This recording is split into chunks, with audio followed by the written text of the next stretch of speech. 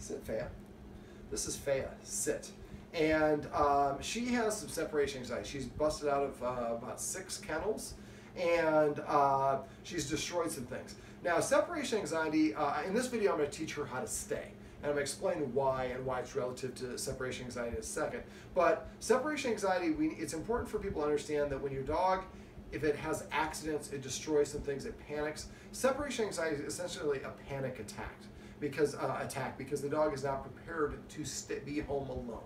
And some dogs have separation anxiety. I have to be with one specific person or one specific dog, or I just need to be not alone.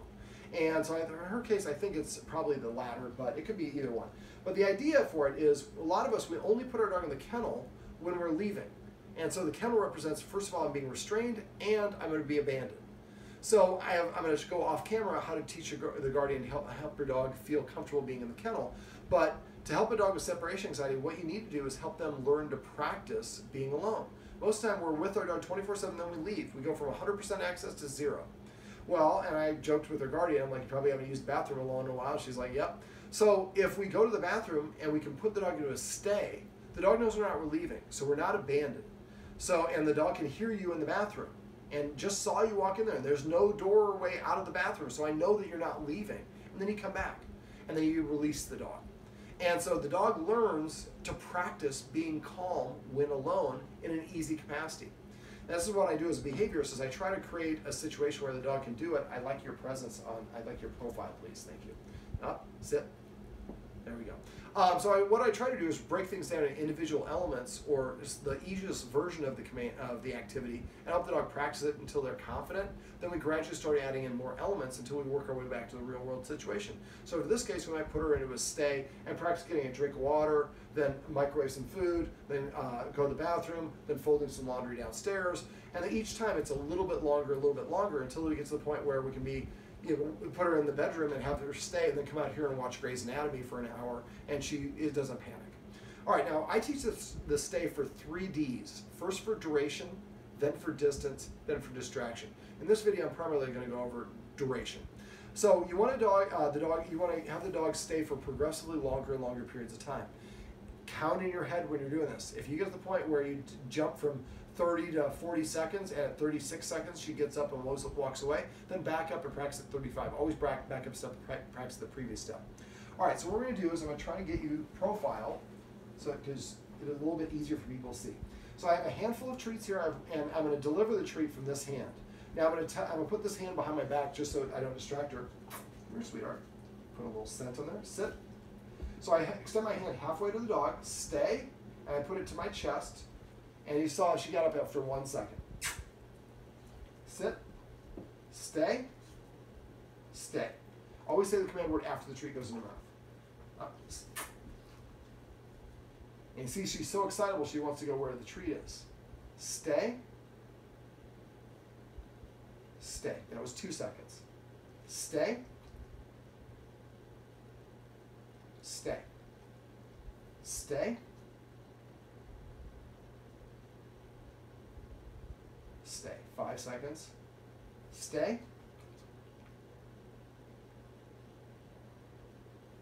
Stay. 7.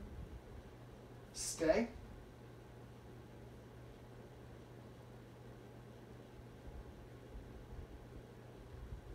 Stay. So now I'm going to end the exercise. I'm going to give her the release word of parole. The guardian can change this if she wants to change something else. I like fun command words. Parole. So you're going to practice 5, 10, however many times you want to do it. At the very end, the last treat, for about the first week or 2 that you practice, you're going to throw it off to the side. When she licks it up, you're going to say parole, say break, freedom, release, whatever word is you want, except for the word okay. It's a top 50 U.S. word, and we say it's too commonly. So I have a stay and a wait for my dog. Stay means stay until you hear the release word, like parole. Wait means wait until you hear the next command. Most people don't see the difference between it, but there is a distinct difference. So basically, we want to get to the point where the dog can stay for up to 5 minutes at this distance. This is the easiest capacity. Most people say stay, and they start walking away. Now you're doing stay for duration and for distance. It's too many things for the dog to deal with, and they lose interest. Now when you're watching this again, you're going to notice that she wasn't looking at me. She was looking at which direction my hand was. That's okay. She doesn't have to look at me, because eventually we're going to ask her to stay when I'm in the next room. So what I want to do is I went really by 1 second increments up to 5, and then I started doing 2 or 3 second increments until I got to 10. And then the last one I threw out to the side.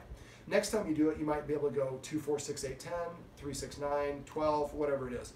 Go at your dog's pace. And if you go from 5, 10, 15, and then you go to 10 to 20, and it's 17, like I said, back up a step. All right, once you get up to the 5 minutes, and you want to practice this in different parts of your house. Dogs don't generalize well. They need to practice in different situations. Sit. Sit. Once you get to the point where you're 5 minutes for duration, then we're going to start doing distance. Now I'm going to see if I can do this here. We'll see if we can get you to do it. Sit. Stay. Put your hand back to your chest. I take, whoop. And this is a good illustration why she's not ready for it. We'll see if we can get one step. Stay. Up. So now I'm going to do a flash lure next time. So stay. Stay. I didn't have to do the flash lure. The flash lure, I'll see if I do it here, is I hold my hand out or something to stop her from moving forward. So stay. Give the command first. Nope, you're not ready for that. So we'll just see if we can do 1 second. Sit. Stay. Then pull your hand back. Take a step backwards. Up. Nope. And this is a perfect example of why we do duration first. By the time you get to 5 minutes, the dog's got this down. Not doing something is hard for a dog to do. A lot of times they shake, why aren't you giving me the treat? I know I can smell you got him, why aren't you giving him to me? So I'll just go ahead, she doesn't have to actually stay for this part. So let's say I'm saying stay here. I say stay and I take, let's say, 2 steps backwards. Then I would pause here and I would count to 4. Then I would come back to the dog and give the treat and say the word stay again. Then maybe I take 3 steps backwards, and then I would count to 6. I just double the length of time. Now this is my starting point. Every dog is unique and different, so go at her pace and whatever pace she feels comfortable with. Get to the point where you can get where you're about 15 to 20 paces away with her staying, and then you walk back, and so you're doubling the length of time that you're waiting, and you come back and give her the release, or give her the treat, and then at the very end, parole. Once you get to the point where you're like maybe 15, you can be about 15 feet away. Let's say I'm making her stay there, and I'm walking back.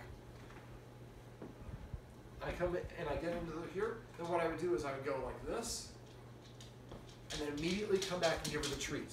So I don't want to be out of her line of sight for too long. The first time you go out of her line of sight, she's going to be really wanting to come to you. So you just, literally half a second, then come back and give her the treat.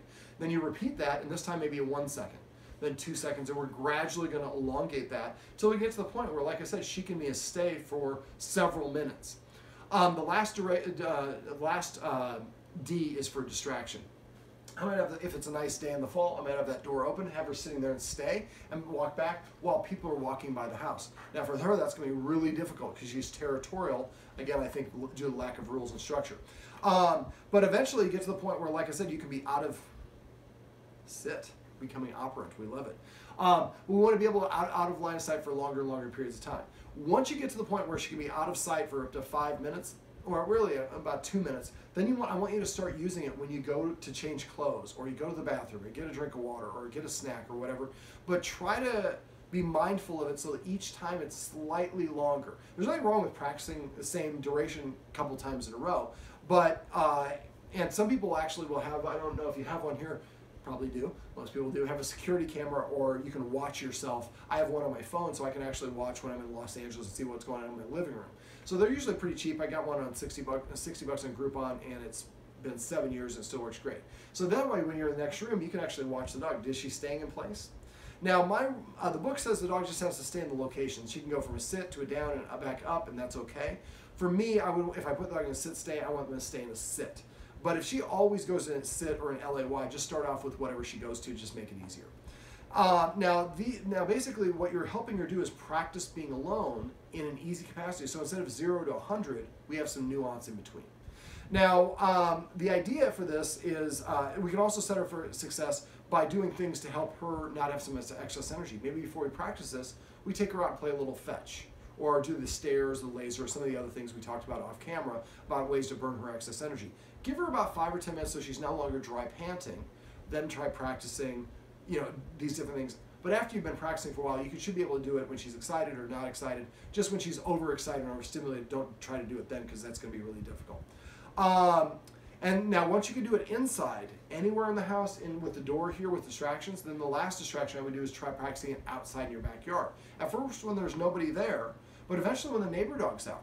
Maybe you have to be on the far side of your yard away from that dog, but the idea is to help her practice and build up her self-control and practice it over and over again. Now I'd like when you're doing this, I'd like you to practice this like at least 5 times a day and sit.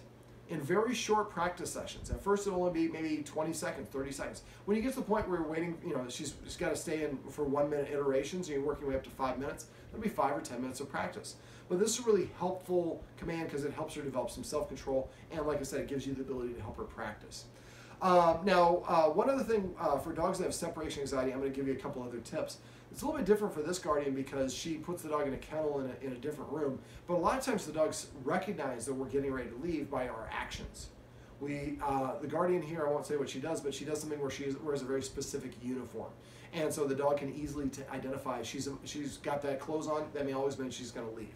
Or we pick up our keys, or we pick up our sunglasses, or whatever these things are. After a while, the dog recognizes every time she's wearing that particular item and she has that particular item and she grabs her keys, she's going to leave. And sometimes the dog runs away and won't go into the kennel or whatever it is. And so basically what we want to do is if the keys are an issue, then basically what I would do is just pick up the keys, the dog gets excited, just drop the keys. And do this at a time when you're not actually leaving.